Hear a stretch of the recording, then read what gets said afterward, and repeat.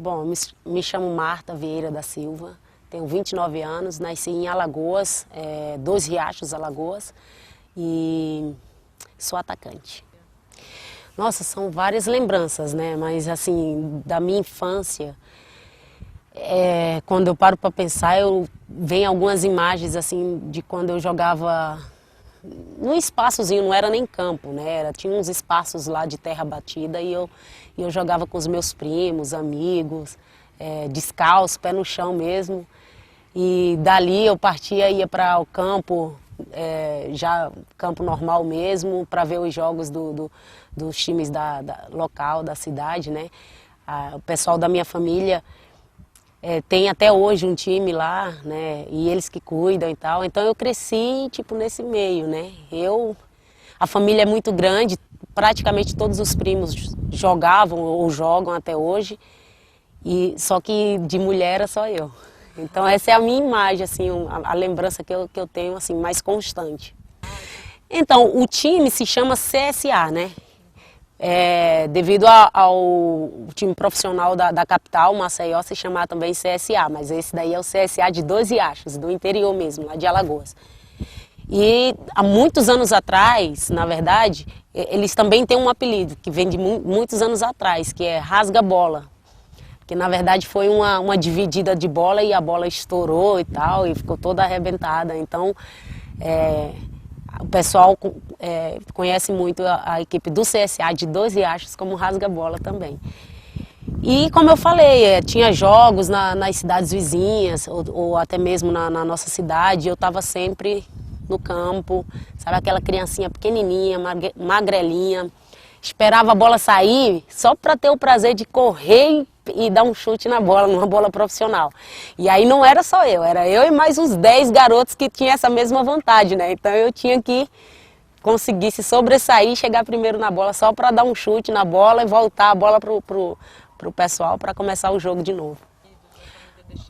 Sempre existiu, sempre. Era uma briga constante, né?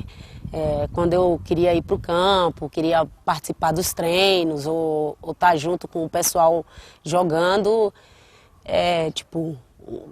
praticamente a família toda achava aquilo tipo, meio que anormal, né? Eu acho que eu tive também uma sorte de ter os meus primos todos, na maioria jogador de futebol, amador. Então, para eles era algo assim mais tranquilo. Não, deixa ela aqui, a gente está aqui, a gente cuida dela e tal. Então, quando a gente estava nesse ambiente ali, mais família e tal, eu tinha essa facilidade maior. Mas quando era outra situação, tipo de brincar na rua com os meninos, a maioria não queria deixar e eu tinha que discutir com eles para me impor, eu tinha que me impor para poder jogar e, enfim, eu brigava mesmo, às vezes de sair no tapa com eles, porque eu era muito, tipo, eu ainda sou um pouco, mas na minha infância eu era muito mais, tipo, destemida, sabe? Tipo, eu quero fazer isso, eu vou fazer isso, por que eu não posso fazer isso se eu sei fazer? Então era esse lema que eu levava sempre e funcionava, mas foi muito sofrido, porque ninguém quer ouvir desaforo, né? E comentários tipo meio que preconceituosos. E isso foi constante na minha infância e até mesmo quando eu joguei, depois que eu vim para o Rio de Janeiro, fui jogar no Vasco, uma equipe mais estruturada, né? Só meninas. A gente saía para jogar jogos, campeonato carioca, ou enfim.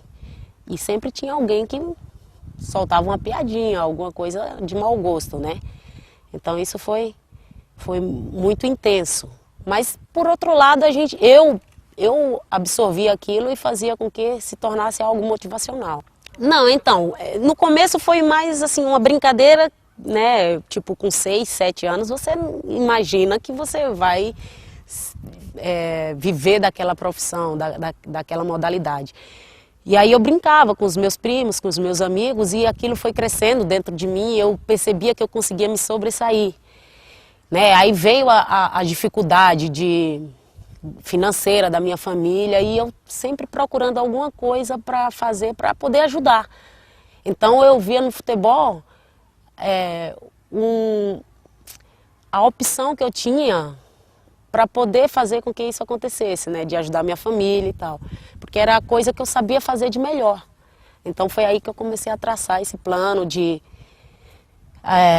se tornar um atleta profissional, e aí surgiu aos 14 anos a oportunidade de vir para o Rio, de treinar no Vasco, de, enfim, me mostrar para o Brasil, né? Porque em Alagoas, um estado muito pequeno, uma cidadezinha que eu nasci com 12 mil habitantes, só o pessoal da região que me conhecia ali. Então era uma oportunidade de eu me mostrar o Brasil e, quem sabe, possivelmente chegar à seleção e ter a oportunidade de jogar uma Copa do Mundo, enfim, me apresentar ao mundo. Nossa, depois do Vasco, quando estava começando a melhorar as coisas, porque a gente, até hoje, o futebol feminino é considerado amador no Brasil, né? Então, eu não recebia, tipo, um salário, eu recebia uma ajuda de custo que era mínima das mínimas, né, para poder me manter no Rio. Morava em alojamento do Vasco. No começo morei na Casual, que me ajudou a chegar ao Rio, e, enfim. E daí, quando foi melhorando, aí acabou com o futebol feminino no Vasco. E foi um momento tipo, meio que desesperador para mim, porque eu não queria voltar para Alagoas, né? Eu queria me manter aqui no trecho Rio-São Paulo, que era uma visibilidade muito maior. E eu fiquei sem saber o que fazer, então eu ainda permaneci no Rio, tipo, mesmo não tendo mais o time feminino. Tinha a supervisora do Vasco na época, Helena Pacheco, que brigou para me manter lá, que eu estava chegando já na seleção sub-19, seleção adulta. Então fui ficando no Rio mais um tempinho. Depois eu comecei a jogar, tipo, campeonatos paulista pelo time de São José do Rio Preto, por exemplo. Aí era 2, 3 meses. Aí fui para Belo Horizonte, fiquei 1 ano e pouquinho em Belo Horizonte, joguei no Santa Cruz lá de Belo Horizonte. E aí a gente jogou o Campeonato Mundial, Copa do Mundo, em 2003. Depois da Copa do Mundo foi que apareceu a oportunidade de ir para a Suécia, porque a gente jogou exatamente as oitavas de finais contra a equipe da Suécia, e o pessoal, né, tinha muitos suecos lá, obviamente, e um dos clubes lá, o presidente do Umeå, estava lá e me viu jogando e se interessou, e aí fez a proposta para ir para a Suécia. São 8 anos, né? E eu fiquei 5 temporadas, de 2004 a 2008, eu fiquei 5 temporadas na Suécia. Depois disso, eu fui para os Estados Unidos, aí fiquei 3 anos nos Estados Unidos. A liga na época lá era tipo 5, 6 meses e tal. Era mais ou menos isso. Então dava para conciliar, tipo, para não ficar parada o restante do ano. Aí eu vinha pro Brasil aqui e joguei no Santos um período aí, né, nessa época aí, para conciliar. E depois voltava para os Estados Unidos. Aí depois desses 3 anos voltei para a Suécia e tô lá. Não, assim, em termos de qualidade, né? Eu até acredito que se a gente tivesse uma estrutura que é lá de treinamentos, dar oportunidade para que as atletas vivam da modalidade, eu acredito que a gente seria até melhor que elas, porque qualidade a gente tem demais, né?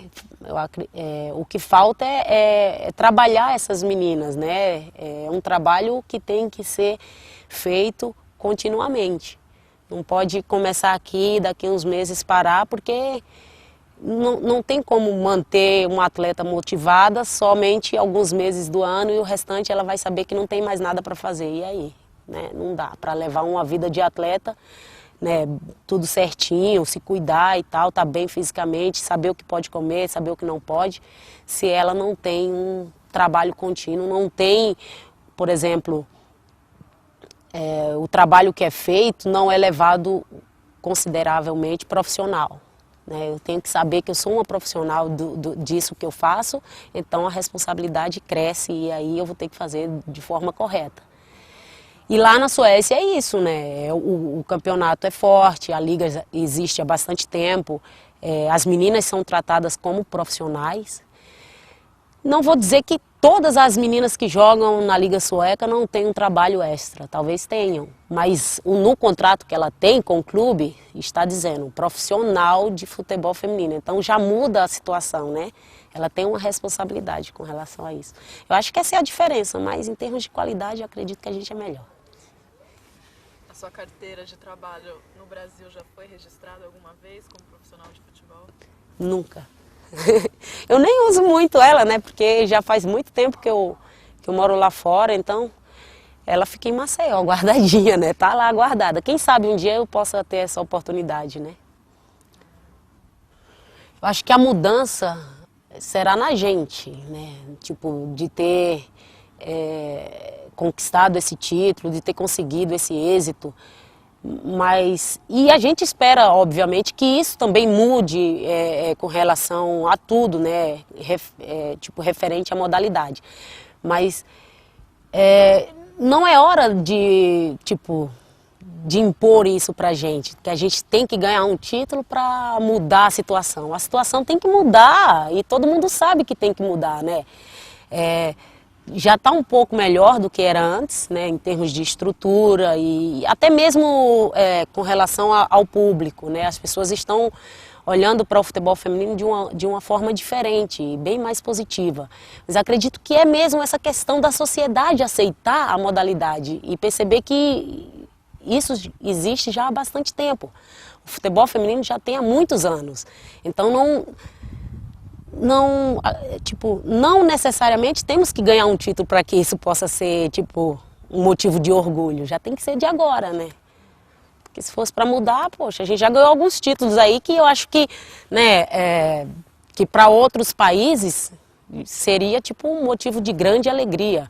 Não estou falando de um modo geral, que tem muita gente que se orgulha da modalidade, que acompanha, que conhece o dia a dia da gente, a nossa luta, mas em termos de mudança, né, de melhoria, isso já deveria ter acontecido há muito tempo. Ganhar como 5 vezes melhor do mundo e não, né? Então, é